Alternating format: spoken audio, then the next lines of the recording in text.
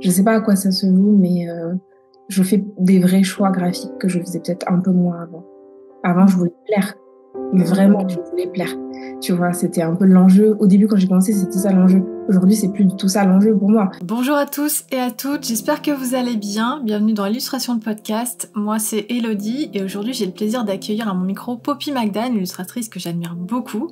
Vous avez peut-être déjà aperçu son travail sur le site de Vogue ou dans les pages de Madame Figaro, et si c'est le cas, vous avez dû vous rendre compte que son style coloré, audacieux et plein de vie ne passe pas inaperçu. Pour ma part, j'ai rencontré Madeleine il y a quelques années à Paris lorsqu'elle avait rejoint mon ancienne agence Collagène, et j'admire sa capacité à créer des visuels toujours très dynamiques et qui attirent l'œil immédiatement. Dans cet épisode, nous avons parlé de son quotidien d'illustratrice, des défis qu'elle rencontre, mais aussi de son rapport à la créativité, un sujet qui, je pense, nous touche tous et toutes en tant qu'artistes.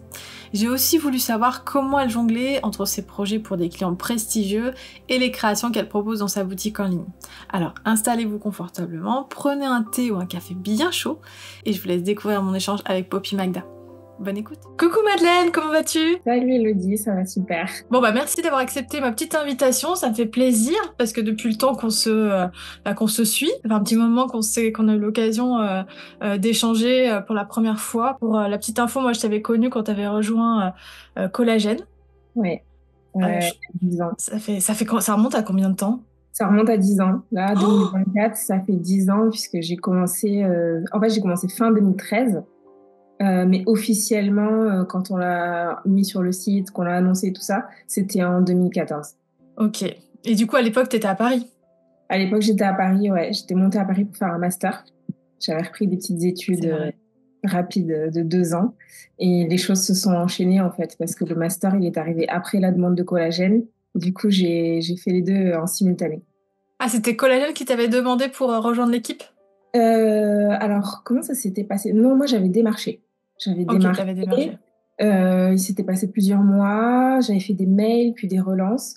Puis ensuite, je crois que j'avais eu une interview Skype euh, avec Collagène, du coup, et c'est comme ça que ça a démarré. Avec Marie-Christine? Avec Marie-Christine, ouais, tout à fait. Yes. Ok. Ouais. On va parler de tout ça, mais avant qu'on continue, pour les personnes qui ne te connaissent pas, est-ce que tu peux te présenter, nous dire un petit peu ce que tu fais? Oui, alors moi c'est Madeleine, alias donc Poppy Magda. Ceux qui m'ont connue au tout début, j'avais un autre nom, c'était Mademoiselle Poppy, qu'on a changé en cours de route. C'est vrai. Euh, Qu'est-ce que je fais aujourd'hui? Ben, je fais de l'illustration, je suis donc à mon compte, je fais de l'illustration à plein temps pour différents comptes clients, voilà, et je gère aussi depuis 3 ans maintenant ma boutique en ligne aussi à côté avec mes travaux illustrés. Ok. Justement, en fait, j'avais envie de te poser des questions par rapport à ton business plan parce que de l'extérieur, moi, du coup, j'ai été sur ton site pour voir Ouais, un petit peu tes actus et tout, et j'ai vu que c'était un site Shopify. Donc ouais. Shopify, c'est vraiment la plateforme pour les boutiques en ligne, pour créer une boutique en ligne.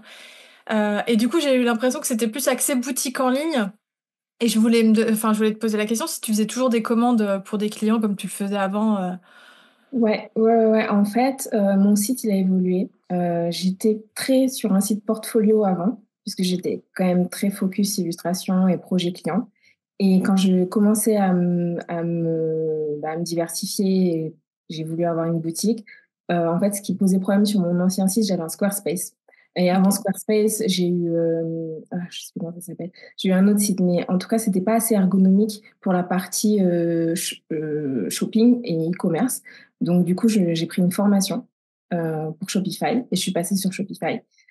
Du coup, c'est vrai qu'aujourd'hui, quand on arrive sur le site, mais c'est très, très dur de trouver l'équilibre entre les deux, mais on arrive plus sur une boutique. J'avais envie de ça pour pas limiter les gens quand ils arrivent sur le site en disant, bah, en fait, moi, j'ai vu des produits, par exemple, sur les réseaux sociaux que je retrouve pas directement sur le site, je Mhm. suis un petit peu perdue, etc.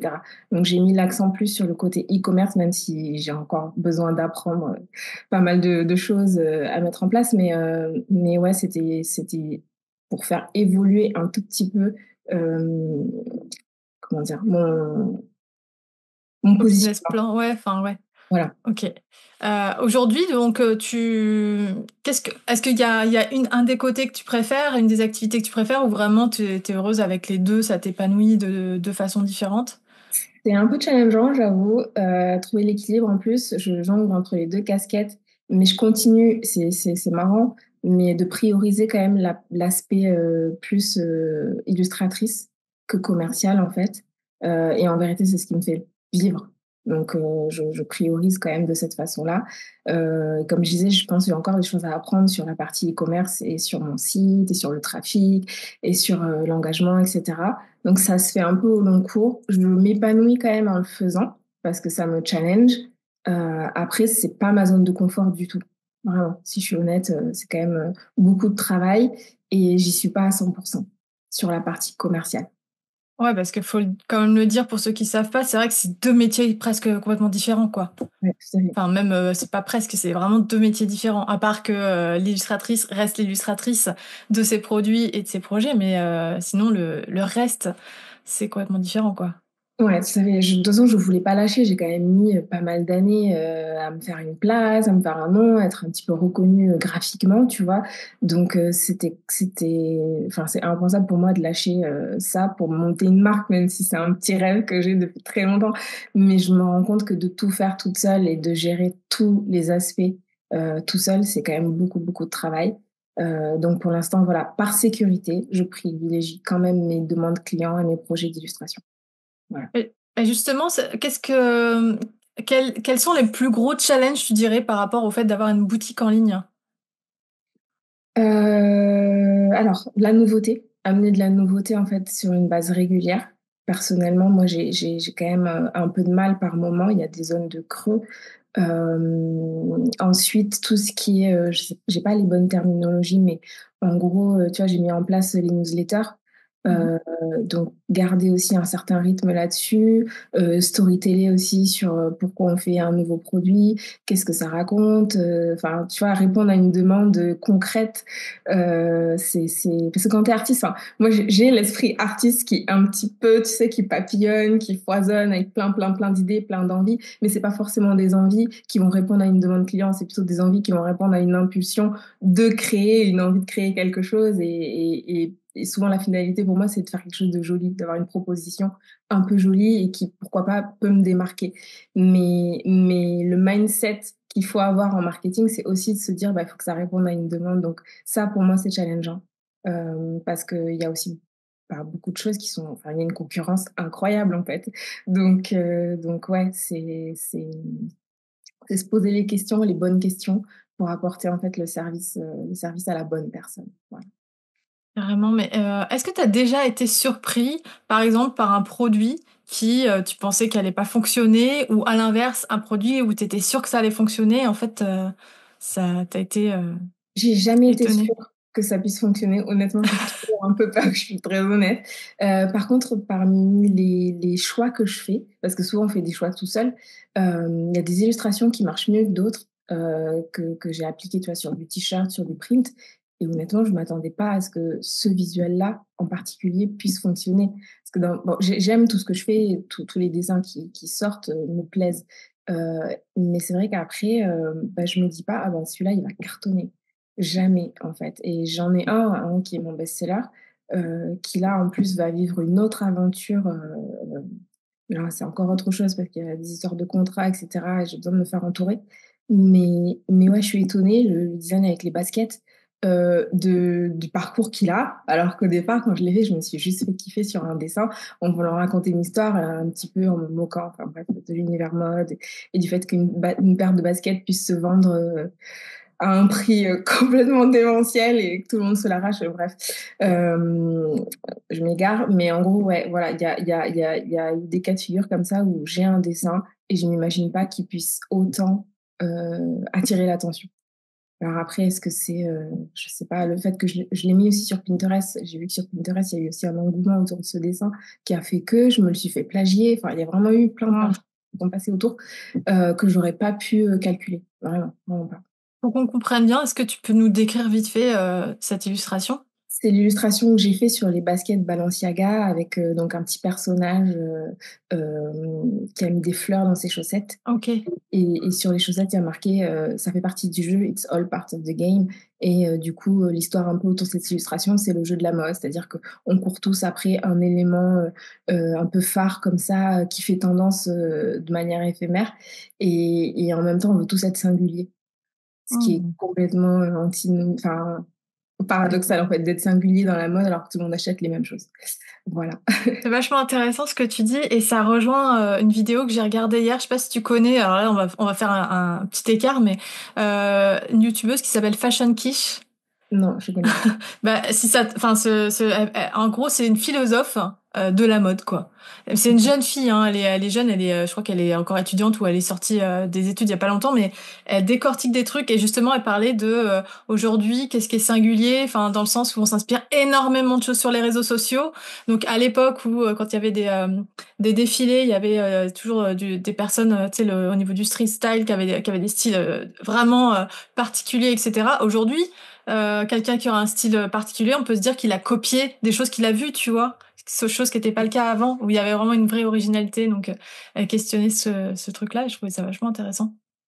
Non, ouais, non, et que j'irai voir, je la connais pas du tout, mais ouais.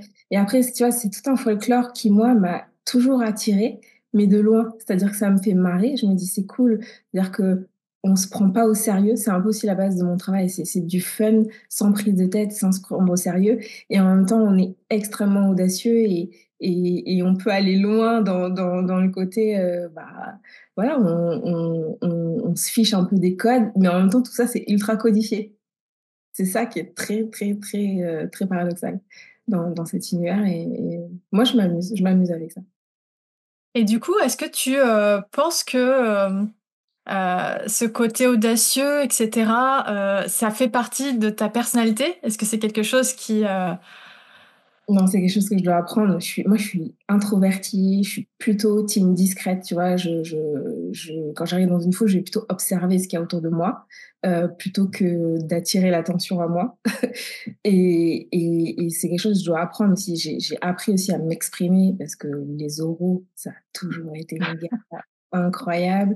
Donc ouais, non, l'aspect audacieux, c'est quelque chose qui m'attire, mais justement parce que je ne suis pas à l'aise là-dedans, je sais pas, je pourrais pas Mais tu sais, je te pose cette question parce que, en fait, c'était plus par rapport à ta créativité. Moi, tes illustrations, je les trouve audacieuses, justement. Cette illustration, justement, dont tu parles, je crois que je vois de laquelle tu parles.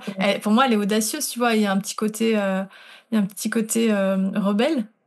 mais c'est une manière d'exprimer quelque chose qui fait partie de moi, mais que je ne pourrais pas exprimer d'une autre manière, en fait, tu vois? Je Ah, mais c'est je quand même en toi, Si finalement. tu me vois, je vais plutôt être discrète, vraiment, de tempérament, même avec mes proches. Mais c'est vrai que je crois qu'il y a un petit truc aussi qui me démange parfois et comme je ne sais pas l'exprimer, je crois que le dessin m'a aidé un peu à exprimer ce truc un peu des fois, j'ai envie d'être un peu transgressive, mais les mots me manquent, l'attitude, bah, je l'ai pas forcément, donc je le mets dans mon travail. Voilà. Hyper intéressant, mais ça se ressent hein, à travers tes illustrations. Je trouve il y a un petit côté, bah, c'est hyper pop, c'est hyper. Bah, de toute façon, vous irez voir. Je mettrai toutes les infos dans la barre de description, mais c'est très coloré, c'est très vif, c'est très audacieux. Encore une fois, enfin, j'ai pas d'autres mots. Donc, c'est vrai que tu as vraiment un univers qui est autour de la mode à la base, mais après, c'est un peu plus large que ça. Comment tu le décrirais, toi, ton univers, justement? Alors dernièrement, tu vois, j'ai fait un projet, heu, où j'ai eu carte blanche et pareil, j'ai eu cette question et en fait, je dirais aujourd'hui donc, au-delà du fait que c'est féminin et coloré, j'ai un peu plus creusé la question. Il y a une dimension, alors à la fois bucolique, puisque j'aime bien mettre, donc tout ce qui est, ben, c'est assez floral, c'est le côté explosion, floraison, bucolique, rayonnement, c'est ce que j'ai envie de transmettre dans les visuels que je crée. Donc je dirais féminin, bucolique au sens, tu vois, tout ce que je viens de dire et parce que c'est foisonnant, heu et pop par essence puisque c'est très coloré. Voilà. Carrément, ouais, bah, c'est aussi comme ça que je vois ton art. Est-ce que tu as toujours voulu être à ton compte ou est-ce que ça s'est venu naturellement, par la force des choses? Non, ça a été un peu un concours de circonstances. J'ai pas calculé, j'avais pas de plan en fait, ce qui est je sais ce que j'aime, mais je n'avais pas de plan, de professionnel. Du coup, je tapais un peu dans tous les sens et c'est venu un peu à moi aussi au gré des opportunités. L'illustration, c'est arrivé, Tu vois, en fait, donc j'ai eu mon diplôme, j'ai fait l'école Sup Info comme à la base. J'ai eu mon diplôme, il y a eu une phase de creux complet avec des stages, avec des recherches d'emploi, et cetera. Et à côté de ça, bah, j'ai gardé un peu le dessin, comme, moyen, enfin de m'exprimer, et c'était à la fois récréatif. Et c'est juste une demande qui est arrivée une fois grâce à un blog que je tenais, pour un magazine, et c'est comme ça a commencé comme ça. J'ai eu mon premier projet, c'était rémunéré, j'étais hyper contente et très étonnée Waouh, on me paye qu'on puisse me proposer, ouais, c'est ça. J'étais: «Ah bon, OK, super», et ensuite cette personne, m'a mis un peu sur ses rails, en fait. Elle m'a dit: «Bah, voilà comment ça marche, il y a des agents d'illustrateurs. Nous, en général, en interne, dans les magazines, on n'est pas en direct comme ça avec la personne». Donc elle me dit là, comme ça s'est passé, c'était assez rare, et elle me dit: «Si tu veux continuer là-dedans, si tu veux, bah, je te» elle m'a filé des contacts, en fait. Elle m'a dit: «Voilà, tu démarches, tu fais des mails», et je me suis dit: «Bah, pourquoi pas?» Donc c'est parti vraiment sur un pourquoi pas. Pas du tout, et ensuite, suite à ça, par contre, du coup, je me sentais pas du tout légitime. J'ai commencé à regarder tout plein de portfolios d'illustrateurs et de créatifs, et je me suis dit: «Waouh, OK, donc il y a déjà du monde, il y a plein de choses à faire», et j'ai commencé à être fan, en fait, de plein d'illustrateurs et me dire: «Bah, ouais, en fait, c'est cool, allons-y, quoi». Mais tu vois, c'est marrant ce que tu dis parce que ça moi, je le vois beaucoup dans ma communauté, enfin, ce truc de on n'y pense même pas à devenir illustrateur parce que ça nous vient même pas à l'idée. C'est pas un métier qui est finalement si connu que ça. Nous, évidemment, on connaît, on sait en quoi ça consiste puisque c'est notre métier. Mais de l'extérieur, illustrateur, quand tu dis illustrateur, bon, je me répète souvent dans tous les épisodes, mais quand on dit illustrateur, les gens pensent illustration, d'enfants, enfin, de livres pour enfants, tu vois? Ouais, exactement. Alors qu'il y a tellement d'autres choses et que Pour beaucoup, c'est pas un métier, hein. Moi, aujourd'hui encore, je dois justifier mon travail. Il y a des gens, je sais, après ils viennent de d'autres milieux, d'autres professions, mais pas du quand tout tu connu. es illustrateur ou illustratrice, pour eux, ce n'est pas un métier. Ah, ils te le disent quand même carrément que c'est pas un métier? Bah, et c'est des questions du style: «Ah, ça va, c'est pas trop dur, tu arrives à en vivre?» Ah Enfin, oui. c'est pas du tout un travail, quoi, et pourtant, enfin, nous, on sait, on est à plein temps dessus, et enfin, c'est un corps de métier qui, en plus, très utile dans plein de domaines. Après, dans l'illustration, en plus, tu as beaucoup de choses. Tu as le Oui. storyboarding, tu as, bah, tu les illustrateurs, de BD, et Ouais, tu vois, quand les gens me posent cette question, je leur donne tous ces métiers et je leur dis: «Bah, ce sont des applications de ce travail-là, donc du dessin, ouais, carrément. voilà, le dessin, dessinateur est un métier». Mais de toute façon, ce truc de, dessiner, c'est du «difficile de gagner sa vie» entre guillemets, c'est un truc qui suivra les artistes, pendant encore longtemps, je pense. Tant qu'en fait, on n'aura pas, plus de visibilité sur ce métier et qu'il sera pas plus mis en lumière, finalement, c'est juste ça. Je pense qu'il y a pas assez de Il est pas assez mis en lumière ce métier. Il est pas Même moi à l'école, tu vois, on nous conseillait pas forcément de devenir illustrateur, quoi. Et même à l'école, je ne savais pas que enfin, même en ayant fait une école de communication visuelle où, il y avait même des cursus illustration, je ne savais pas qu'on pouvait faire, de l'illustration de mode, l'illustration, de magazines, féminins, tu vois? Parce que moi, par exemple, je pense que tu dois être un peu dans le même cas. J'étais pas du tout, attirée par, l'illustration jeunesse. D'ailleurs, aujourd'hui, j'ai été contactée par une maison d'édition, pour me faire un album et j'étais là: «Bah, c'est hyper flatteur, mais je suis pas du tout intéressée par l'illustration jeunesse» et le fait de savoir qu'il y avait autre chose à faire, tu vois? Genre, bah, quand tu aimes bien la mode, bah, par exemple, illustrer pour des magazines féminins ou pour du packaging, de la cosmétique ou enfin, par exemple, il y a plein d'autres, applications, mais c'est hyper, chouette, enfin, ça t'ouvre plein de portes, quoi. Exactement. Il y a énormément de segments, plein d'applications à y donner, et après, bah, c'est juste, enfin, trouver, alors, j'allais dire trouver, le segment qui nous convient, mais en fait, après, ça peut être très vite enfermant aussi. C'est plus trouver son style, et après ton style, il faut l'ouvrir au champ des possibles, et tu peux lui apporter plein, plein d'applications, et parfois, il y a des collaborations ou des espèces de cross univers comme ça qui peuvent marcher. Ton style doit pas être enfin, pour moi, ton style ne doit pas t'enfermer quand même à un seul segment. Hem Parce que la richesse de ce travail, c'est ça, c'est d'apporter sa créativité au service parfois, ben, d'un projet, d'une idée, d'une vision, quelle qu'elle soit, en fait. Donc enfin, moi, c'est comme ça que je le vois, ce métier. Beh, ouais, mais carrément. Moi, je le vois de plus en plus comme, le fait d'avoir vraiment un univers, ok, tu dessines et tout, mais aussi d'avoir un univers graphique, tu vois, que tu peux décliner, par exemple, pour faire, je sais pas, une déco de magasin de Noël, tu sais, genre des grands magasins. Tu sais, vraiment d'avoir un univers en termes de couleurs, en termes d'éléments décoratifs et tout, enfin, tu vois. Et je pense que finalement, les illustrateurs qui cartonnent, je parle d'illustration commerciale, illustration de commande, souvent c'est ça, ils ont un univers, ils ont donc un style reconnaissable, mais aussi, tu vois, des éléments décoratifs, enfin, tout un truc en fait, qui fait que les clients peuvent se projeter à dire bon bah là, tu vois, par exemple, tu vas, je sais pas, faire un packaging dans ton style et on sait déjà de ce que ça va donner, tu vois. Ouais, exactement. Euh, C'est la force de pas mal de profils. Et je trouve que les réseaux sociaux ont aidé aussi à développer ce que tu dis là, c'est-à-dire à mettre en avant euh, bah, sa signature, en ouais, fait. c'est ça. C'est-à-dire, voilà, moi, ma signature graphique, c'est celle-là. Et à partir de ça, bah, on peut proposer X choses comme ça. Et pour moi, honnêtement, tu vois, ça a été, c'est paradoxal. Je savais au début vers où je voulais tendre, mais en même temps, j'ai mis du temps à mettre en place cette signature. Ça, Après, ouais, pardon. le fait de le savoir, c'était pas forcément. Je me rappelle des premières questions de Marie-Christine où elle m'avait dit, bah voilà, mais juste pour sonder, si tu devais travailler, quel serait le type de projet que tu voudrais faire, tu vois, au départ. Et j'avais dit, bah la mode, j'avais cité les trucs de mode, etc. Et pourquoi pas, aussi j'avais dit, je me rappelle, ce qui est assez drôle, je l'ai toujours pas fait depuis, mais illustrer un livre de cuisine. Ah, J'ai dit ces 2 choses-là. Et elle m'avait dit: «Bon, la mode, pourquoi pas?» Elle m'a dit: «C'est quand même un peu bouché, mais on peut y aller». Donc tu vois, je le savais, mais je n'avais pas encore de signature. Mais genre pas du tout hmm. graphique. J'étais juste, inspirée par certains profils, certaines choses, tu vois? Mais, du coup, je sais plus où je voulais en venir, mais oui, le paradoxe, c'était ça, c'était de savoir, heu, le segment qui m'animait, mais de ne pas avoir encore de vraies pattes ou de vraies signatures, hem qui m'identifie à ce segment, voilà.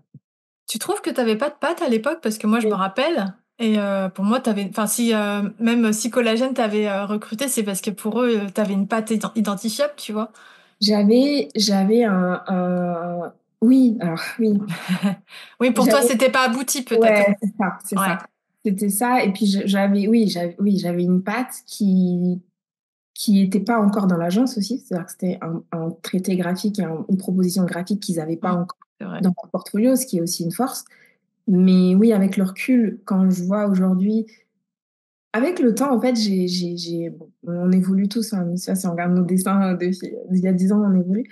Mais je trouve qu'aujourd'hui, il y a quelque chose d'un tout petit peu plus affirmé quand même, tu vois? Je sais pas à quoi ça se joue, mais je fais des vrais choix graphiques que je faisais peut-être un peu moins avant. Avant, je Mmh. voulais plaire, mais vraiment, Mmh. je voulais plaire. Tu vois? C'était un peu l'enjeu. Au début, quand j'ai commencé, c'était ça l'enjeu. Aujourd'hui, c'est plus du tout ça l'enjeu pour moi. C'est-à-dire que j'ai plus, je pense, à prouver, dire, mon appétence et ma motivation et ma technique dans ce métier. Du coup, je fais des choix plus tranchés. À l'époque, j'étais quand même beaucoup plus timorée, moins assurée, donc je voulais tellement plaire que ouais, c'est dans ce sens-là que ma patte et ma signature n'est pas encore, définies. Ce qui est Ouais, je normal, comprends. je pense au début, quoi. Ouais, maintenant, ta façon de travailler, ton processus, j'imagine, pour illustrer, et cetera. Peut-être Ouais. une palette de couleurs plus ou moins, comment dire? Plus ou moins, réfléchie, enfin, c'est peut-être, plus spontané, voilà, mais du coup, tu as des automatismes, voilà. Quand, Ouais, plus tu effectivement. travailles, plus développes des automatismes et c'est vrai que ça te fait gagner du temps et t'évite de te comparer, systématiquement, du coup. Dans mon parcours, ça, je l'ai eu pendant très longtemps, ce problème de se comparer et de Mmh. mince, enfin voilà, on n'y est pas encore, quoi. Mais Tu te avec compares encore beaucoup aujourd'hui ou moins quand même? moins sur, bah, tu vois, sur les domaines que je maîtrise moins, ouais, je me compare. Par C'est exemple, le marketing, c'est ce que tu ouais, disais voilà. tout à l'heure? OK. Ouais, je vais essayer de me challenger sur ça parce que moins sur la partie, créative, enfin, voilà. Mais après aujourd'hui, des idées, tout le monde en a. Des bonnes idées, il y en a énormément autour de nous, tu vois? Donc ça c'est pas ça qui fait la diff, je pense. Il y a aussi un peu de je sais pas, il y a J'ai l'impression que les réseaux sociaux, c'est genre beaucoup de bon, c'est beaucoup de temps, beaucoup de travail, mais pas mal de choses calculées et millimétrées. Et là-dessus, ben, voilà, il y a encore beaucoup de travail, pour s'organiser. Beaucoup Avoir d'anticipation, tu veux dire? Ouais. ouais, ouais, que Planification, anticipation. j'ai pas du tout. Vraiment, c'est je le dis en rigolant, j'ai un peu honte, mais non, c'est encore un peu le bordel, Mais clairement. t'as jamais envisagé justement, d'avoir, peut-être, je sais pas de pas être sur les réseaux, mais genre d'avoir une autre méthode de communication qui te conviendrait mieux? Alors si, j'ai ce qui est en fait, je ça, c'est pareil, j'arrive pas à le communiquer ça, mais il y a beaucoup de travail qui se passe derrière aussi. J'ai tous mes mails, tous les clients que je relance, avec qui j'ai travaillé depuis pas mal d'années. Donc là aussi, il y a un lien.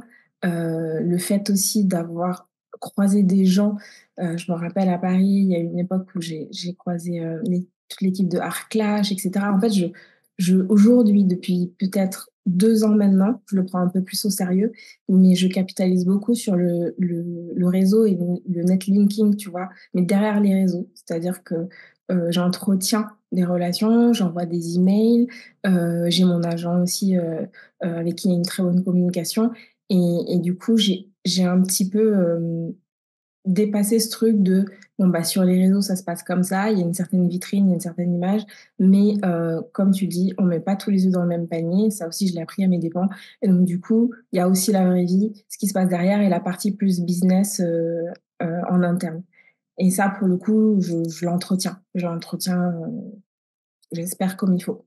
Ouais, donc ça passe par, relancer enfin, faire de C'est la ça prospection, relancer les clients avec qui tu as travaillé et cetera.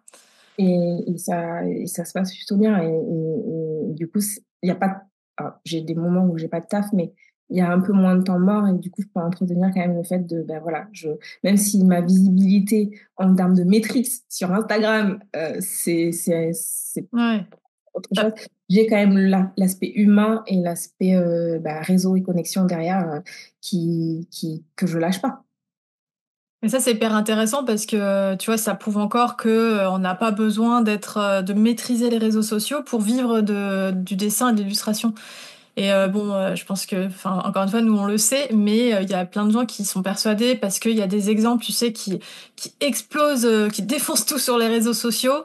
Et du coup, tu dis ah bah non, pour en arriver là, faut faire tout ça. Enfin, et tu Ouais, vois, t'as l'impression d'être je sais pas, d'avoir les pattes coupées avant même d'avoir commencé, parce que comme tu le dis, c'est beaucoup de planification, beaucoup d'anticipation, beaucoup de travail, beaucoup de mise en avant. Et tu vois, toi, tu disais que tu étais introvertie. Moi, je le suis aussi, et c'est quelque chose qui, tu vois, t'as des moments peut-être où t'as envie de te mettre en avant, te filmer, etc. Puis d'autres où pas du tout, en fait. Et quand t'es de nature introvertie, généralement, c'est plus l'inverse que t'as plus souvent pas envie de te montrer que l'inverse. clairement. Et donc c'est pas évident quoi. Quand tu vois ça, tu te dis oh faut faire tout ça pour espérer. Ouais, Et en mais plus de ça, il y a on va pas c'est tout à fait logique, mais il y a quand même plein de gourous d'Instagram qui te donnent des conseils au quotidien. Donc moi-même je regarde et ça m'intéresse, tu vois. Mais du coup ça alimente ce truc. Et comme ça alimente ce truc, bah c'est un cercle vicieux. C'est et il vraiment faut il faut arriver comment dire? À garder, une forme de distance et de bon sens aussi par rapport à ça, parce qu'il y a des artistes extraordinaires, hein, qui font des trucs vraiment géniaux et c'est pas comment dire? Leur profil Insta qui fait foi ou qui fait loi, hein, pour moi honnêtement, enfin, c'est un avantage, c'est quelque chose de bonus, mais il faut se dire que si on n'a pas, je sais pas moi, 100 000, 200 000, j'en sais rien, sur son compte, c'est pas pour ça qu'on travaillera pas. C'est pas ça qui fait la différence. Alors, dernièrement, j'ai quand même eu un écueil moi, j'en ai parlé avec des proches, sur un projet, tu vois, où j'ai été démarchée, c'était chouette, on a été très loin dans, bah, les chiffres, le budget et cetera et au final, ça a pas fait la balance parce que j'étais à 5 000 de moins qu'une autre personne. Ça ah. Ouais, mais alors du coup, c'était un peu un projet d'influence? C'était du marketing, ouais, c'était du cross-média, enfin du cross-posting, tu vois, entre les 2 comptes. OK, Donc ouais, donc là, ils voulaient une influence, ils enfin une l'ont pas dit au influenceuse, départ, ça a pas été dit au départ, donc ouais, c'était ouais. voilà, donc ça vient contredire ce que je viens de dire juste avant, mais c'est pas la majorité. Après, C'est c'est pas des projets particuliers, ouais. Mais c'est vrai que ça existe aussi et c'est vrai que ça peut tendre à se multiplier, ce genre de choses. ouais, Parce que, ben, en fait, ils se disent, bah, pourquoi ne pas prendre la notoriété de certaines personnes? C'est tout enfin, comment dire, c'est tout bénef. On a à la fois le travail d'illustration, mais en plus, on a la communauté qui la suit, tu vois, la personne. Et donc, ouais, c'est vrai que il y en a des projets comme ça, mais c'est quand même pas la majorité parce qu'il y a plein de projets qui sont un peu en sous-marin. non, c'est pas la majorité et j'espère que ça va pas aller dans ce sens-là parce que, pour le coup, si ça devient, une forme de monnaie d'échange, ou de place au soleil, ça fait un peu flipper quand même, tu vois? Moi, je pense qu'il y aura toujours des projets normaux. Je pense que ça va sûrement se multiplier quand même. Tu sais, Mmh. c'est un petit peu comme, bah, d'ailleurs, Fashion Kish qui parlait de ça, qui disait qu'aujourd'hui, quand au Festival de Cannes, il y a de plus en plus d'influenceurs qui ont remplacé les journalistes, etc. Ouais, Alors moi, j'ai ouais. pas de problème avec ça, mais du coup, tu vois, il y a quand même un changement tu vois, l'influence prend de la place dans tous les médias et ça, c'est inévitable, quoi. Et c'est vrai que ceux qui savent très bien communiquer, ben, ouais, ils s'en sortent bien, quoi. Ouais, Mais ouais, bon, voilà, c'est on est là-dessus. honnête, voilà, faut le dire aussi, mais faut dire aussi qu'il y a pas que ça et que c'est pas la seule façon de travailler, quoi. Ouais, tout à fait. Mais on peut pas ne pas le dire aussi parce que c'est important. C'est vrai que on le voit de toute façon. On le voit Donc, arriver, c'est dans l'air du temps, il va falloir jouer avec, tu vois? Mais pas, se faire matrixer, trop rapidement et se dire: «Ben, ça y est, c'est fini parce que ci, parce que ça».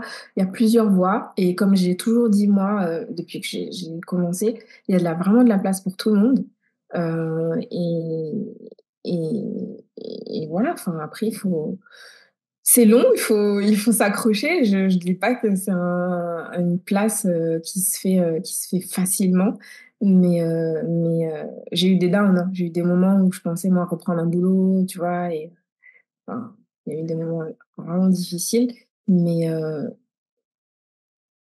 je suis là. Donc bah, du coup, comment tu fais quand ça t'arrive ces moments de down? Est-ce que à quoi tu te raccroches?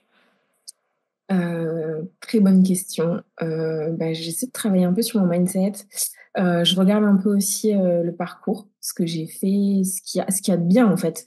Il y a quelqu'un qui m'a dit récemment, genre: «Juste regarde tout ce qui est positif et tout ce qui a été fait et défocus sur le négatif et sur les choses que tu as pas eues». Parce que oui, si je commence à calculer tous les projets qui ont capoté, qui se sont arrêtés, qui se sont pas faits et cetera, bon, bah, tu tombes le nez dans Ouais. la déprime, mais ouais, je dirais que, ben, je regarde le parcours qui est là. Il y a aussi honnêtement, régulièrement, je dirais pas quotidiennement, mais j'ai souvent quand même des retours positifs et des compliments. Alors, c'est pas, comment dire? Visible ou public, mais moi je les vois passer, que ce soit dans les mails, ou même en direct, sur les marchés, sur les événements et cetera. Bon, bah, ça me conforte. Je me dis: «Bon, d'une, c'est pas dégueulasse ce qui est proposé. De 2, bah, il y a un attrait, il y a un intérêt, donc ça compte». Donc enfin, comment dire? C'est réceptionné quelque part, c'est-à-dire que ça touche des gens. Bah, ça suffit, quoi. Ça suffit à relancer la machine. C'est le jour où Et il y a 0 intérêt où c'est là, c'est compliqué.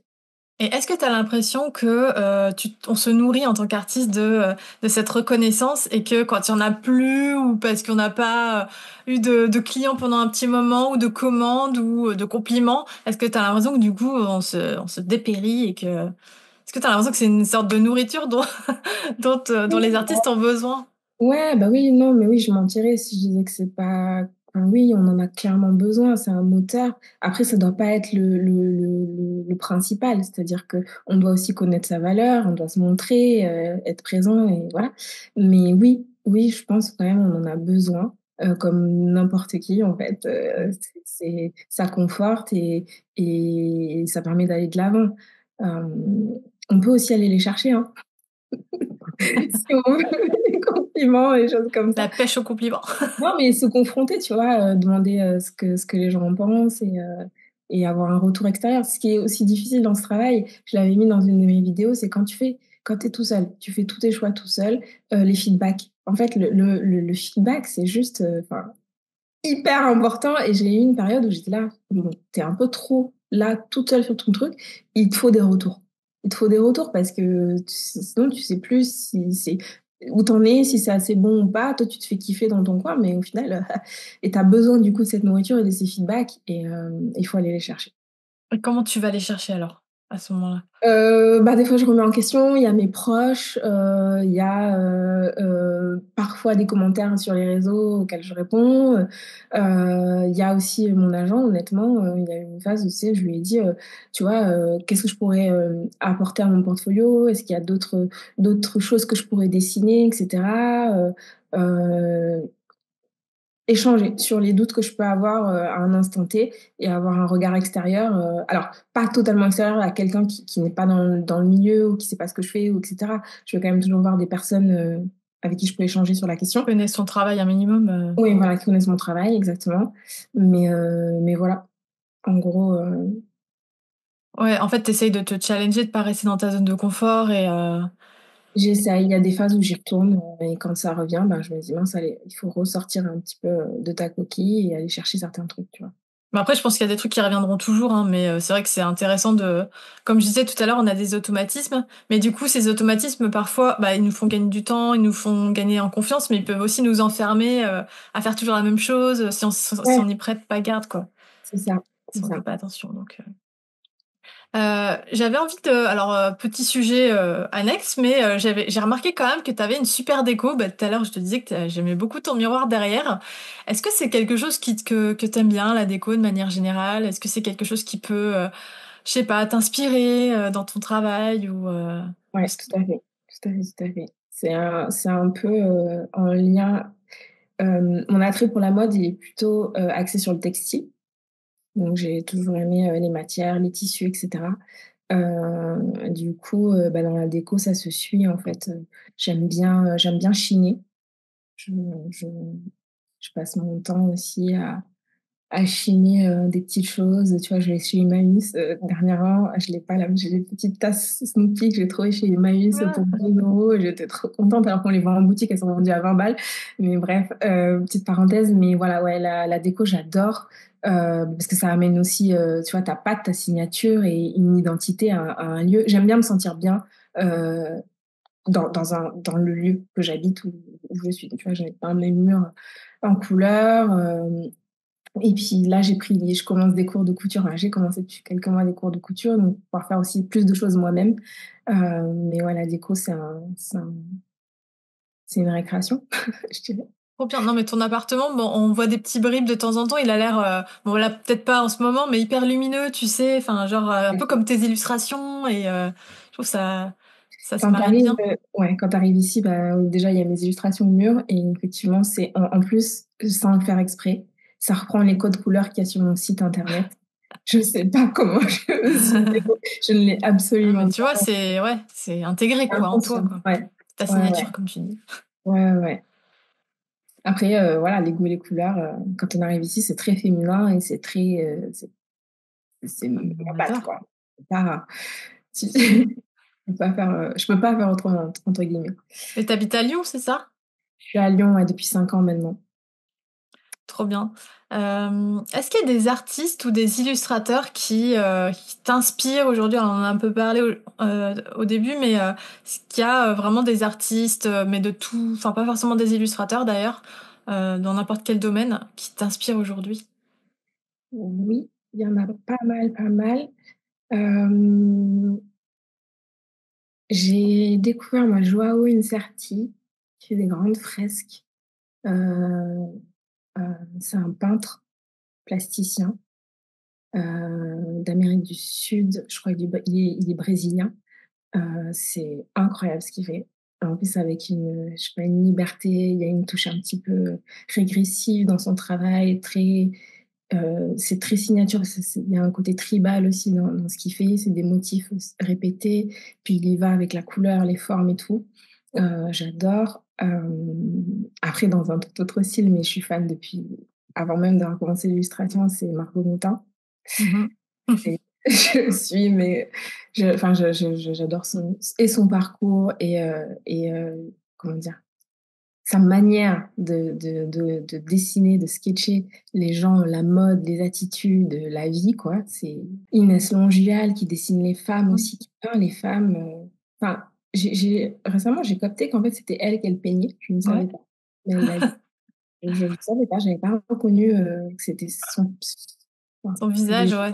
Ouais, ouais, je l'ai Moi, je pense capté. que c'est pas parce que c'est plus pratique, tu vois. Je pense qu'elle se prend en photo, puis Ouais. après. Mais ouais.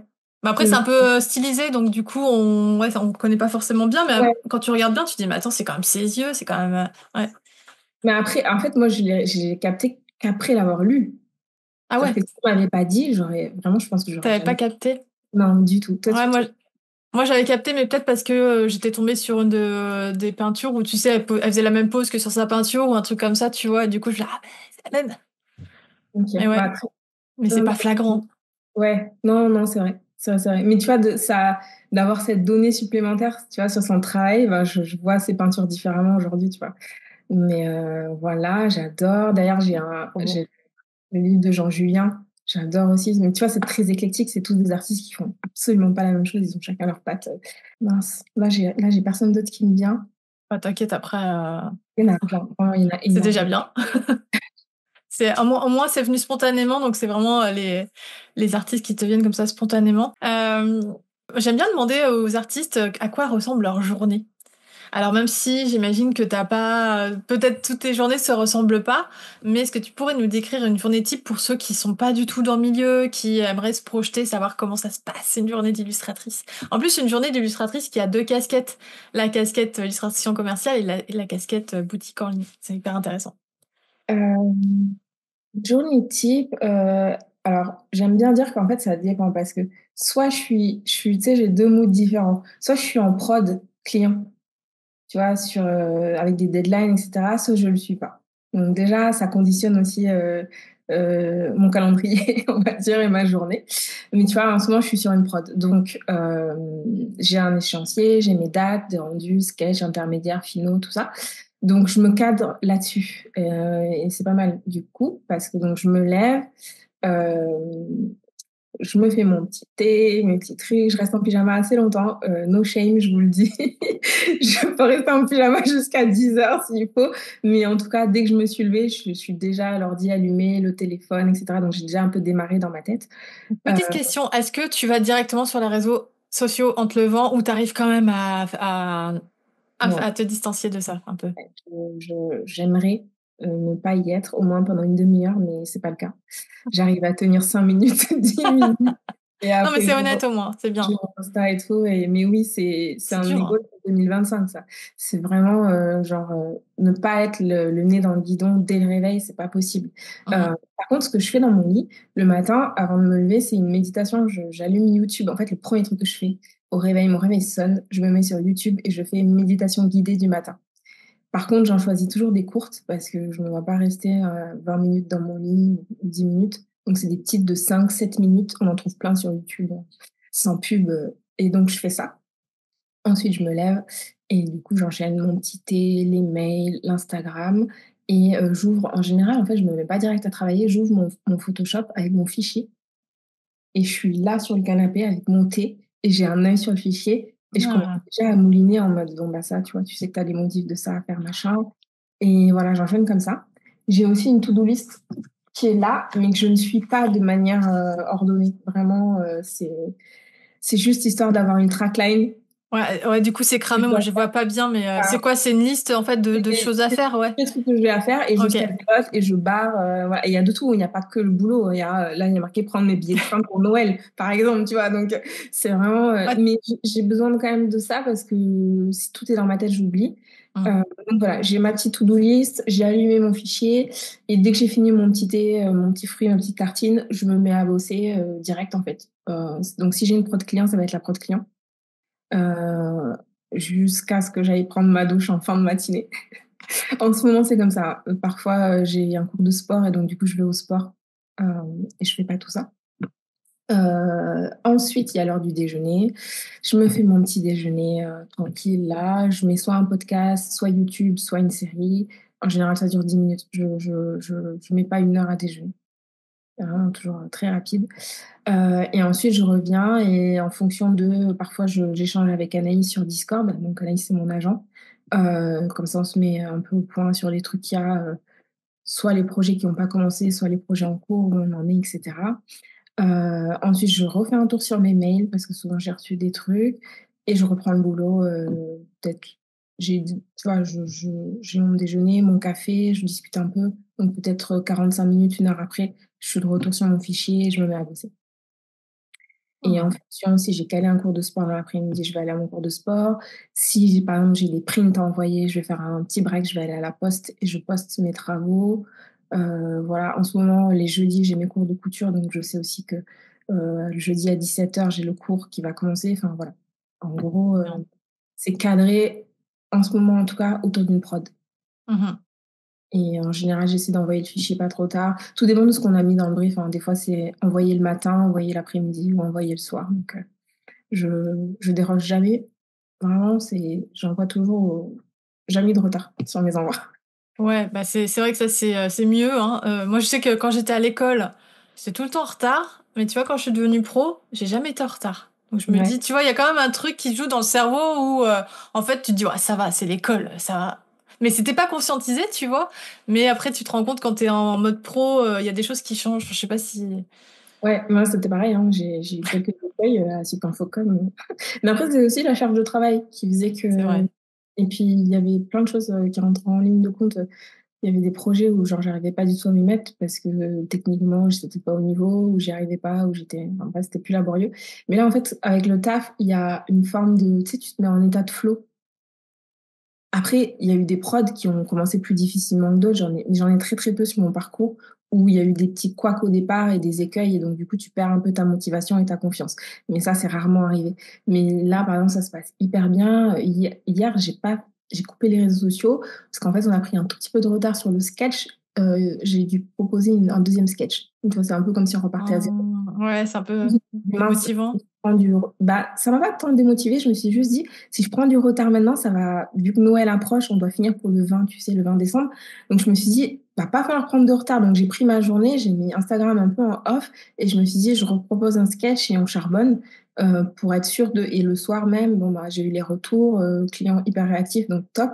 Et donc là, on repart et j'ai ma phase intermédiaire et c'est bon, ça repart sur la bonne échéance et le bon timing. Mais ça peut arriver, tu vois, des fois qu'il y ait au départ un petit démarrage un peu laborieux, un peu lent, qui moi, c'est ça plutôt mon stress, c'est que ça me mette en retard sur les échéances et qu'en Ouais. plus derrière, bah, du coup, tu perds du temps sur tout le reste que tu dois faire aussi parce que du coup, j'ai pas que ça. Donc c'est aussi, c'est pour ça que c'est important pour moi en tout cas, de bien gérer, le timing et les rendus. Ouais, donc faut aussi que le client, il soit réactif. Donc là, c'est bien, il l'est. Mais c'est Il vrai est que des fois, on te dit, bah, là, par exemple, on est le 11 décembre, admettons, on te dit: «Bah, on voudrait une illustration pour le 20 décembre», tu vois? C'est un petit truc, tu te dis: «Bah, oui, c'est faisable».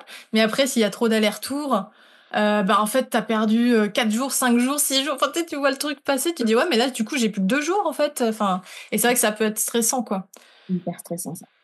Donc ouais, en général, il faut un peu cadrer le truc dès le départ, essayer de relancer et foutre la pression au client et aussi lui expliquer enfin moi, bah, je crois que c'était Collagène, ils disaient, dans leur contrat que, ah oui non, c'était les retours Ouais. clients, le retard sur les retours clients ne comment dire? C'était pas de notre faute et qu'en gros, ça allait décaler la date de rendu et que c'était pas de notre faute. Mais dans les faits, ça c'était dans le truc, mais dans les faits, ben, généralement les agents, ils veulent quand même satisfaire le client, donc c'est plutôt à toi de t'adapter, tout, donc c'est vrai que c'est pas toujours évident, quoi. C'est pas Bon, quand toujours ça se évident, passe bien, c'est cool, mais ouais. Il faut trouver le bon équilibre aussi là-dedans. Moi, avec le temps, là, tu vois, depuis que je travaille, je suis pas tout le temps pour, comment dire? Qu'on nous presse, tu vois, comme des citrons et que le client soit toujours 100% roi. ah bah, ouais, non, je suis d'accord. Et les prods où on a pu s'exprimer, librement, mais tu vois, genre, heu, en restant, tu sais, très, très poli, très cadré, très droit, etc. Mais en fait, c'est là où ça file le mieux. Honnêtement, il y a moins de cafouche parce que bah, on a été très clair dès le Cafouche, départ. je connais pas ce Ouais, mot. de bordel, de Ok. bordel, tu vois. Parce qu'on a été très clair dès le départ et c'est fluide. C'est genre super fluide, quoi. Moi, honnêtement, je préfère dès le début. Parfois, honnêtement, j'ai pu être chiante au départ avant même la signature, avant même certains trucs, avant même de commencer à dessiner, mais au moins, je sais qu'après, on est tranquille, quoi. Tout est clair et tout est cadré. Et c'est juste trop bien quand c'est comme ça. C'est un client qui arrive avec une demande, oui, c'est rush, oui, c'est machin, avec beaucoup, beaucoup d'exigences, etc. Si d'entrée, on ne lui dit pas, alors, nous, notre méthode, c'est comme ça, si jamais on dépasse, ça se passe comme ça, etc. Comme ça, il n'y a pas de surprise pour Mm. eux, pour nous, et tout est bien, quoi. Ouais, je suis d'accord. Je pense aussi que la communication en amont, ça peut vraiment faire changer la donne sur un projet et que tout le monde soit heureux de travailler Ouais. sur le projet au final parce que, comme tu dis, on est des artistes, on peut pas nous presser comme des citrons, ça donnera rien de bien, rien de bon. Donc voilà. Ouais, Euh, d'ailleurs, j'allais te demander, toi, parce que tu vois, moi, je bosse en digital, donc je peux corriger rapidement certaines choses. Mais toi, par exemple, quand ça t'arrive, comment tu fais? Parce que du coup, tu es directement avec une proposition où tu as passé du temps, tu as dessiné, etc. Si jamais ils n'ont pas respecté, je sais pas moi, et le timing, et où ils te demandent. Est-ce que tu as déjà vu le truc de est-ce que c'est trop demandé si on rajoute un petit truc, ou si on peut faire ci, ou si on peut faire ça? Donc parfois, tu peux le faire parce que bah, ça ne te demande pas plus de temps et que c'est rapide. Mais quand on a une technique comme la tienne qui est comment dire, tu peux pas effacer en fait aussi rapidement que dans du digital, comment tu fais? En fait, je suis très très. Alors, en toute modestie, je suis quand même assez forte dans Photoshop. Du Ouais. coup, je peux faire des patchs de dessin. Tu vois, je vais redessiner un petit bout de truc ou un truc de machin.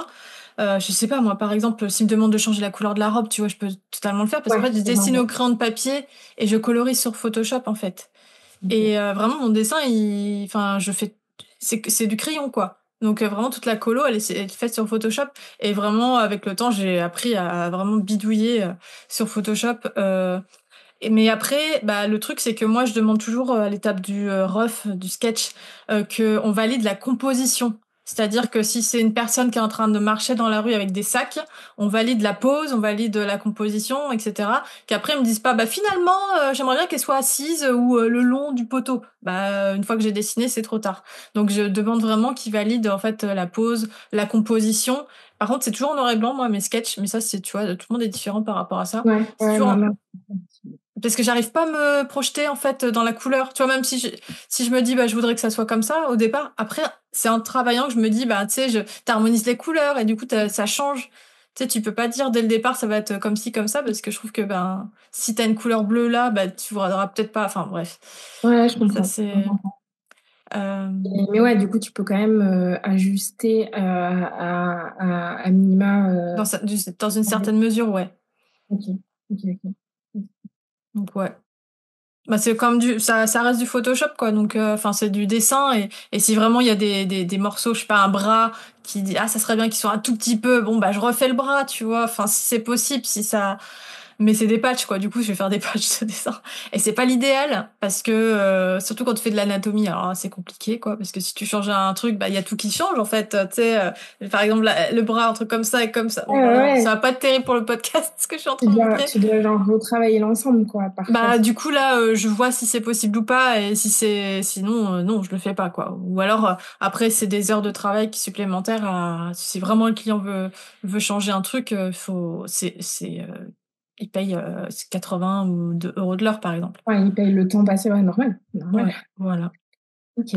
Euh, après je sais qu'il y en a je crois que c'était Beyari Bay je sais jamais comment on dit qui elle fait du pastel. Tu Ouais. vois, c'était dans une interview avec Aurore B et en fait, elle expliquait que le client, il venait la choisir pour son style, donc au pastel. Et donc, il s'était à prendre ou à laisser. En gros, ils se mettent d'accord sur le brief et après, elle fait le truc et c'est one shot, quoi. C'est trop Ouais. bien.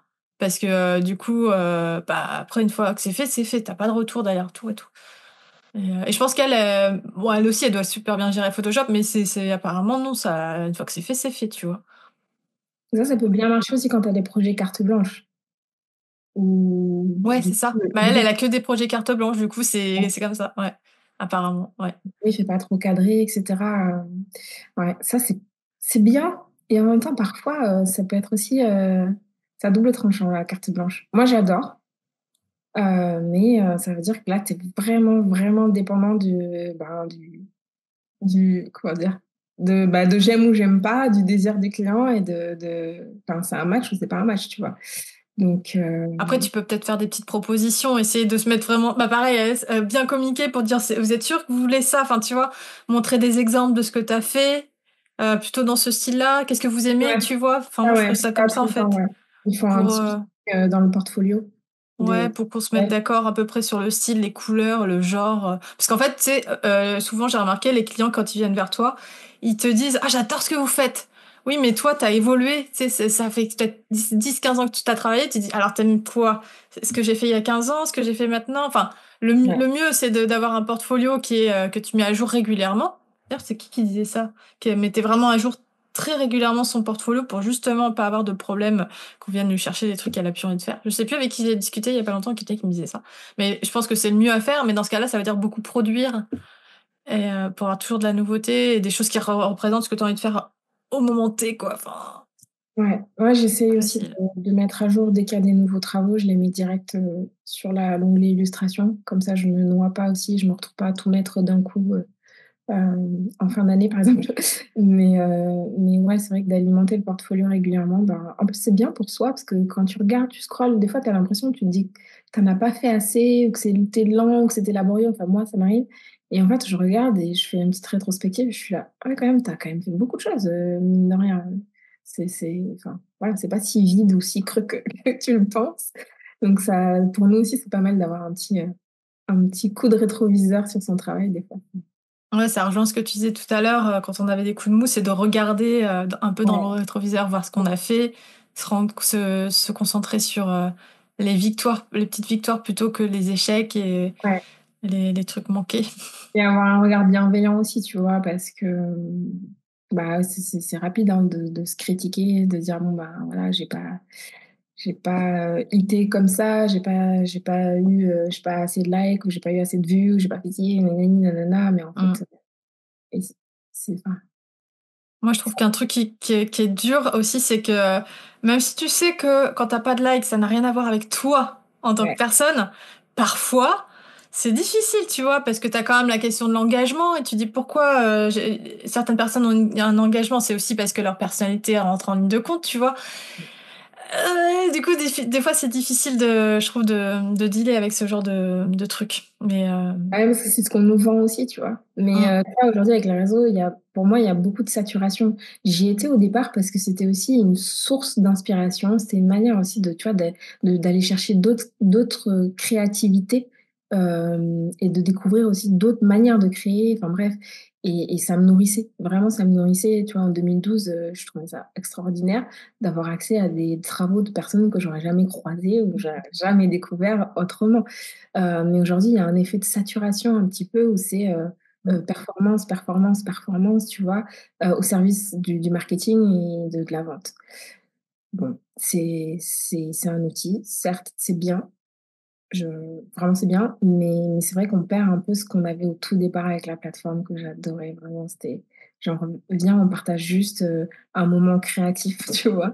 Et on partage juste ce qu'on sait faire parce que oui, comme on disait tout à l'heure, on a besoin de retour ou parce que, on a envie de faire rêver les gens, mm. en fait. Ouais. Après, moi, personnellement, je sais que à un moment donné, j'ai arrêté de suivre des illustrateurs. Enfin, c'est pas que j'ai arrêté de les suivre, c'est que j'ai arrêté de m'abonner à de nouveaux illustrateurs. Tu vois, c'est hyper rare. Par contre, je m'abonne énormément à d'autres types de choses qui m'inspirent. Et je pense que c'est bien de s'inspirer d'autres choses que de l'illustration. Et ça, je pense que justement, quand t'as trouvé ton style signature et que du coup, t'es plus en recherche et que tu sais ce que t'aimes, etc. C'est plus facile parce que tu peux trouver de l'inspiration dans d'autres trucs, tu vois, par exemple dans la déco, ce qu'on disait, ou je sais pas, j'ai pas d'autres exemples là comme ça, mais où tu vois, genre je suis aussi beaucoup de, de, de comptes lifestyle, de comptes aussi qui partagent des vieux tableaux de il y a je sais pas combien de temps, enfin tu vois, c'est Ouais, des trucs, intéressant aussi. des comptes plus médias aussi peut-être, genre, histoire, soit histoire de l'art, soit histoire de la mode, soit, marketing. Toi, tu suis ce genre de compte? Un petit peu dans les contenus, tu vois, je te rejoins avec la déco. Beaucoup de déco. Lifestyle, plus. Alors, pas mal de comptes de cuisine. Alors, je sais pas si c'est parce que. Je sais pas pourquoi d'ailleurs, Insta me propose beaucoup, beaucoup de choses autour de la bouffe. Ah, mais j'adore aussi. Bah, des fois, Ouais, c'est hyper visuel, c'est hyper beau, ouais, quoi. ouais, ouais. Et après, quand je dis média, c'est. Tu vois, je suis tombée sur un truc là, je me suis abonnée, mais je me rappelle plus du nom. Mais là, on parle plus d'entrepreneuriat, mais elle va chercher plein de profils. C'est-à-dire que ça peut être le domaine sportif, le domaine médical, la mode, enfin, vraiment, c'est l'entrepreneuriat global. Euh, T'aurais des noms comme ça de comptes qui t'inspirent J'aimerais bien, tu vois, j'ai à un blog partager? pour dire, bah, le gros compte, ouais, Big Media, BPI France, où là, on parle beaucoup business et c'est assez cool. Ah, bah voilà, bah, tu vois, bon, là, on est plus sur du gros truc, euh, comment dire, pas lifestyle, mais mindset, business, les vidéos de Paradoxe. Non. David Laroche. Ah, c'est un entrepreneur, lui. Ouais, Ah non, mais en fait, je suis pas d'entrepreneur homme. d'accord. Je suis que des femmes, mais je fais pas exprès, mais je sais pas, ça me parle pas, le discours homme, je sais pas pourquoi. Après, il est très bon, psychologie et développement personnel. Mais je suis déjà tombée sur des pubs Insta, tu vois, parce que où ça m'est arrivé d'écouter vite Ouais. fait, et je dis, ah oui, c'est pas nul ce qu'il dit, mais en fait, je pense que après, moi, personnellement, j'ai un peu des personnes que je suis au niveau entrepreneuriat, et j'ai pas envie d'écouter 15 000 personnes non plus, parce que je pense que ça brouille Non, un peu le non, message au bout d'un après, moment. ouais. Non, mais Donc, c'est-à-dire qu'après, faut trier dans ouais. tout ce qu'il y a, tu vois. Bah là, artiste que j'aime bien suivre, je ne l'ai pas cité tout à l'heure, c'est Antonia. Euh, Je connais personne des gens que tu... Bah, c'est intéressant, comme ça, j'irai Tu voir. vois, elle fait de l'illustration, de la peinture, mais j'ai bien aimé son évolution. Ça fait peut-être 5 ou 6 ans que je la suis sur les réseaux. Alors j'ai un peu perdu de vue parce que tu vois, avec, tu sais, t'es noyé avec toutes les nouveautés qu'elle a. Ouais, et puis des fois, tu te dis, mais en fait, ça fait très longtemps que j'ai Ouais, pas vu... c'est ça, tu vois plus son travail et quand tu retombes Ouais. sur un truc là récemment, je suis retombée et en fait, je me suis dit, bah, je me suis rappelé pourquoi j'aimais bien aussi. Mais tu vois, elle a bien réussi la bascule entre donc sa casquette d'artiste, créative, etc. Et en même temps, le côté, bah, je me mets en avant et du coup, je markete vachement bien ma vie et ce qui se passe autour en fait de mon métier d'illustratrice. Ok. Je suis assez fascinée bah, pour moi, j'ai l'impression qu'elle le fait hyper facilement. Peut-être que si je l'interroge, elle te dira que c'est beaucoup de boulot, j'en sais rien, tu vois. Mais ouais, il y a une espèce de combo comme ça où elle arrive à nous nourrir à la fois de ce qui se passe autour dans sa vie et en même temps à être très très focus sur son art et sur la proposition qu'elle a, la proposition créative qu'elle a, quoi. Et c'est trop. Antonia, c'est ça? Son compte, c'est af.illustration et elle s'appelle Antonia Figueiredo, si je Ok. dis. Ah bah j'ai bien fait de te demander parce que du coup, j'aurais pas... AF illustration? Point AF, illustration. illustration au Ok. pluriel. Moi, j'irai voir après. Ça Voilà. Et puis m'intrigue. après, ben, après, elle a aussi un attrait pour la mode, les accessoires, etc. Donc ça me parle aussi un petit peu. Mais voilà, je sais plus pourquoi je disais tout ça. J'ai un peu perdu le fil, désolée. Non, bah on parlait des enfin moi je te disais que j'étais pas forcément que je m'abonnais plus forcément à de nouveaux illustrateurs comme j'ai pu le faire à mes débuts et que Ouais, je suis abonnée à plein de comptes différents et du coup toi t'as été voir un peu les comptes ouais. auxquels t'étais voilà et du coup c'est pas forcément que des illustrateurs non plus.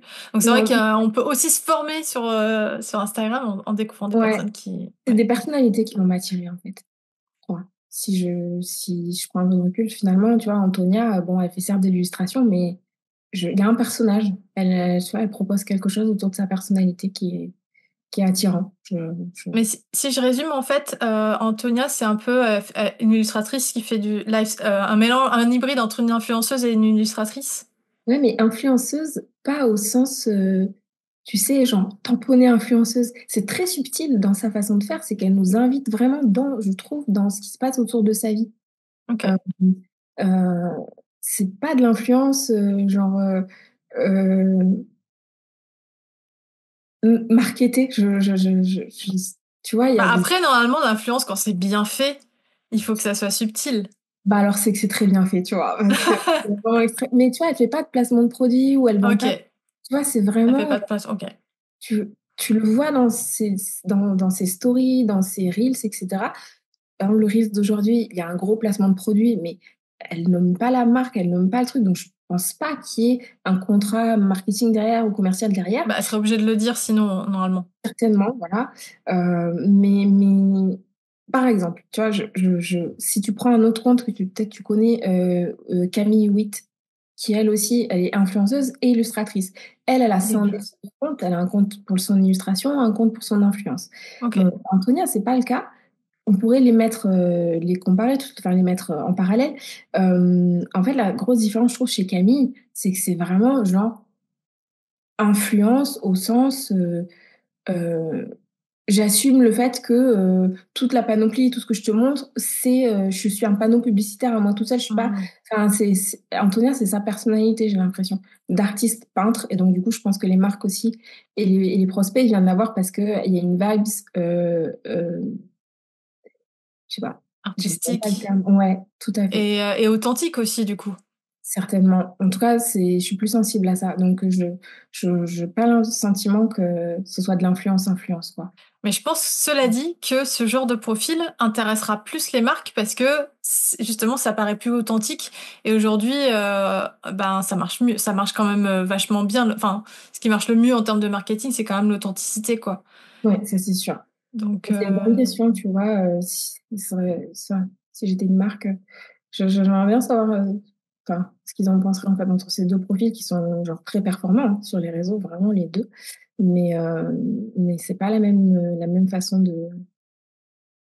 ce qu'ils recherchent généralement, les marques, c'est l'engagement hein, de la communauté, c'est-à-dire le nombre de likes, le nombre enfin, d'interactions par post, quoi. Ouais, c'est C'est, voilà. Tu vois, par exemple, Lena Situation, qui est pour le coup une influenceuse, elle a un taux d'engagement de malade.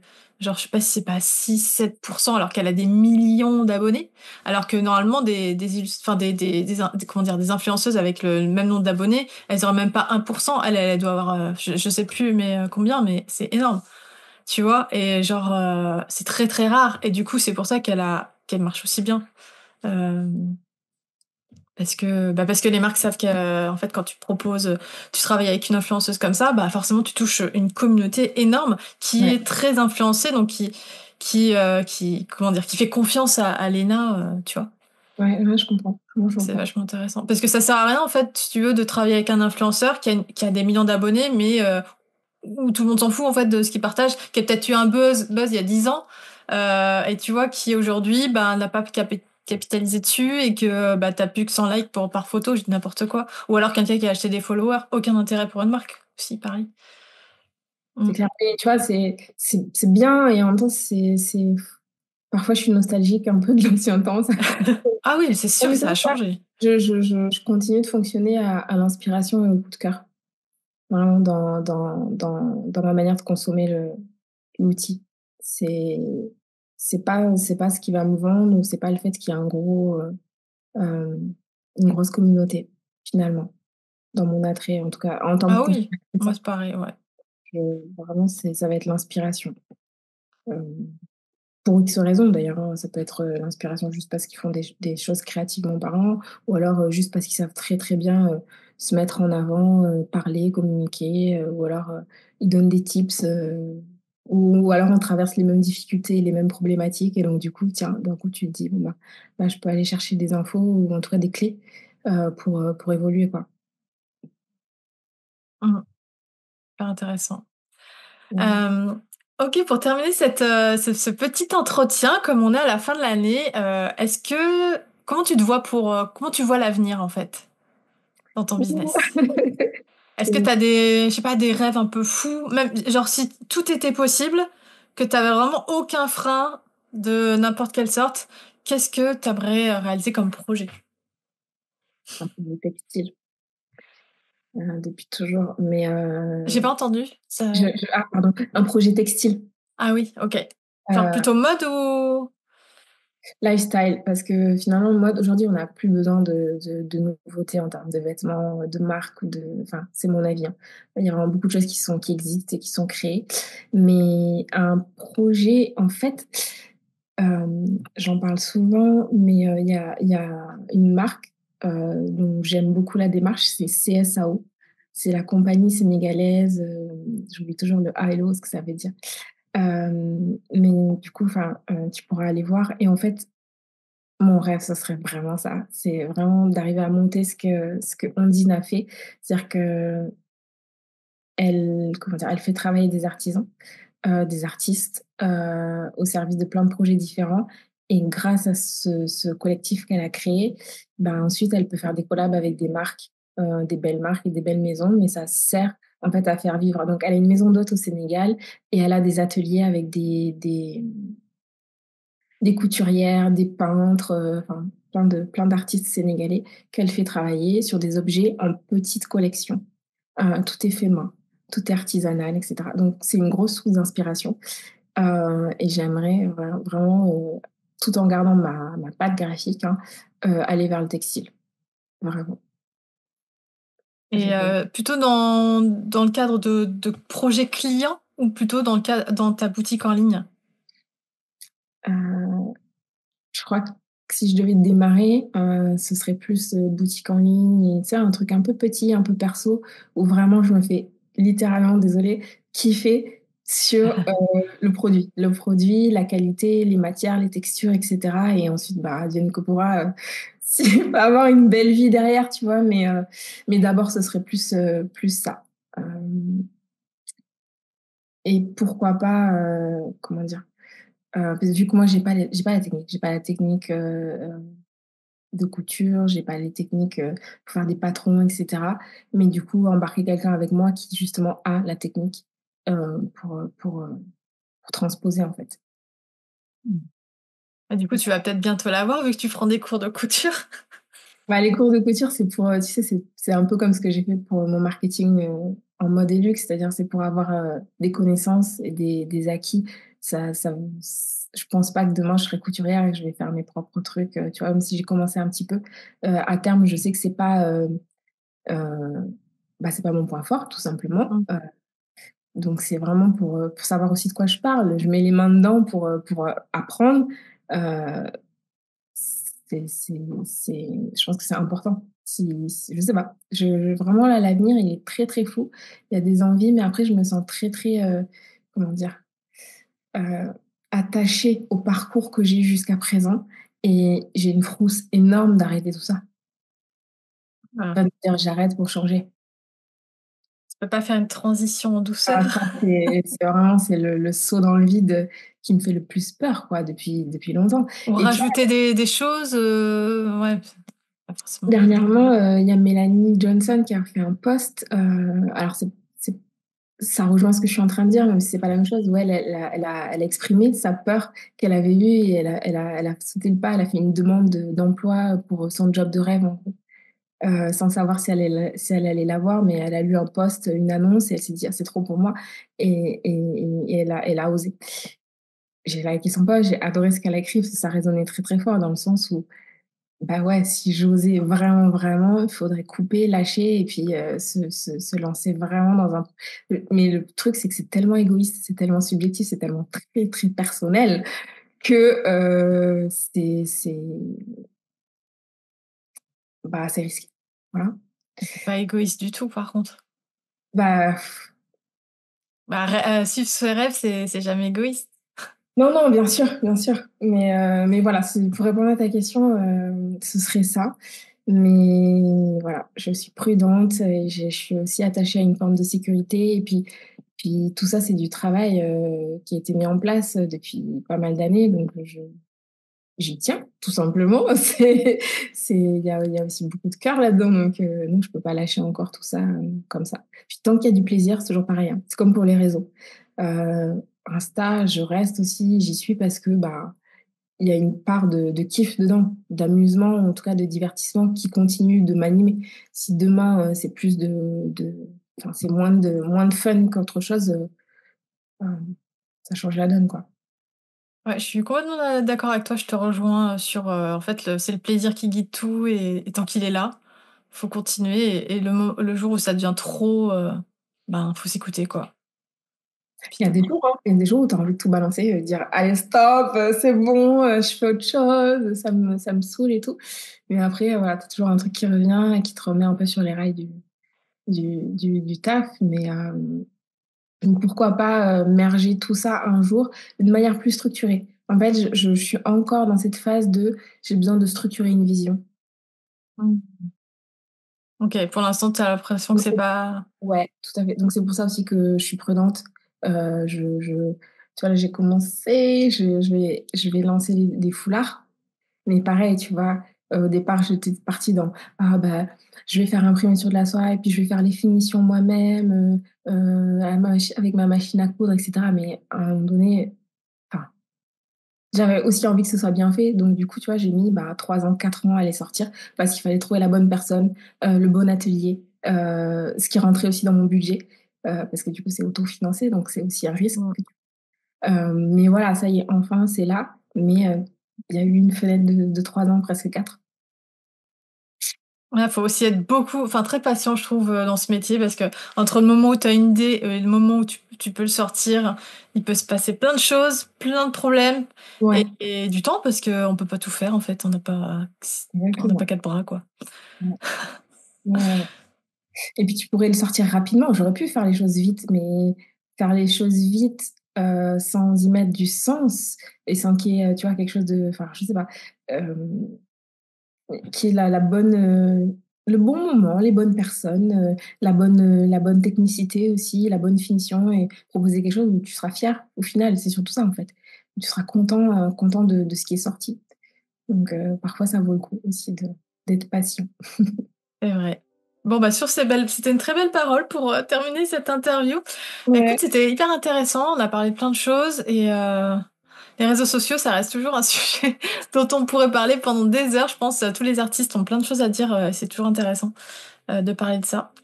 Mais en tout cas, ça m'a fait plaisir, de pouvoir Ah discuter avec toi. Ça faisait. On n'avait pas papoté. ouais, ça remonte. En plus, on s'était vus en présentiel, bah, il y a 10 ans presque, tu Eh vois? ouais, Tu imagines, quand moi je commençais, tout juste, il y a 10 ans. ouais. Et d'ailleurs du coup, enfin j'en profite, tu vois? J'étais en direct, du coup, je peux te remercier parce que quand j'ai commencé, tu faisais partie des rares à donner du coup bah, des conseils, à répondre aux questions, quand on en avait, tu vois? Donc ça, c'est génial aussi, c'est précieux sur un départ, d'avoir une forme, je vais dire en anglais, en français, je sais pas comment on dit, mais d'endorsement où bon, bah, tu as quelqu'un qui peut te rassurer sur certaines de tes inquiétudes et te donner quelques conseils au départ, c'est, c'est génial. Donc merci. Pas de rien. Bah, merci à toi encore une fois et puis, bah, écoute, je te souhaite une bonne continuation, Ouais. puis, bah, bon courage pour tes projets, pour la fin d'année et puis, à très bientôt sur les réseaux. À bientôt. Merci Elodie. Bye bye. Et Salut. voilà, j'espère que vous avez apprécié notre échange avec Poppy Magda et que cette conversation vous a inspiré autant que moi. Entre sa casquette d'illustratrice commerciale et sa marque de création illustrée, Madeleine nous a montré qu'il est possible de trouver un équilibre entre commande commerciale et projet plus personnel. Pour ma part, je trouve que le challenge quand on crée pour sa boutique en ligne, c'est vraiment de trouver la balance aussi entre l'épanouissement personnel, qui peut être trouvé en se challengeant sur sa technique ou sur ce qu'on peut proposer en termes de produits par exemple, et la demande réelle du marché. Ce que je retiens particulièrement de notre échange, c'est la manière dont Madeleine utilise sa créativité pour explorer une facette plus transgressive de sa personnalité, alors qu'elle-même se décrit comme une personne assez discrète dans la vie. C'est fascinant de voir comment son travail lui permet d'explorer un terrain où elle peut se permettre plus d'audace, plus d'exubérance et de liberté. Là où dans son quotidien, elle préfère rester en retrait, ses illustrations lui permettent d'oser et de s'affirmer à travers des couleurs vives, des compositions fortes et un style assumé et personnel. Ça montre bien que la créativité peut être un espace d'expression différent, presque parallèle, où l'on ose dire et montrer ce qu'on n'exprimerait peut-être pas autrement. J'ai l'impression qu'on retrouve souvent cette dualité chez les artistes et en ce qui concerne Madeleine, je trouve que ça rend son approche hyper intéressante. Si vous souhaitez en découvrir davantage sur son travail, je vous invite à visiter son site et sa boutique en ligne. Vous trouverez tous les liens dans les notes de l'épisode. Et bien sûr, si cet échange vous a plu, n'hésitez pas à partager l'épisode autour de vous et à mettre une petite note et un petit mot sur Apple Podcast. Ça m'aide énormément à faire grandir ce podcast et ça m'encourage à continuer de vous proposer des rencontres inspirantes comme celle-ci. Merci de m'avoir écouté. Je vous donne rendez-vous la semaine prochaine pour un nouvel épisode d'illustration de podcast. D'ici là, je vous souhaite un très bon réveillon de Noël. Prenez soin de vous. Continuez de créer chaque jour et n'oubliez pas, il y a de la place pour tout le monde dans le milieu de l'illustration. À très vite. Bye.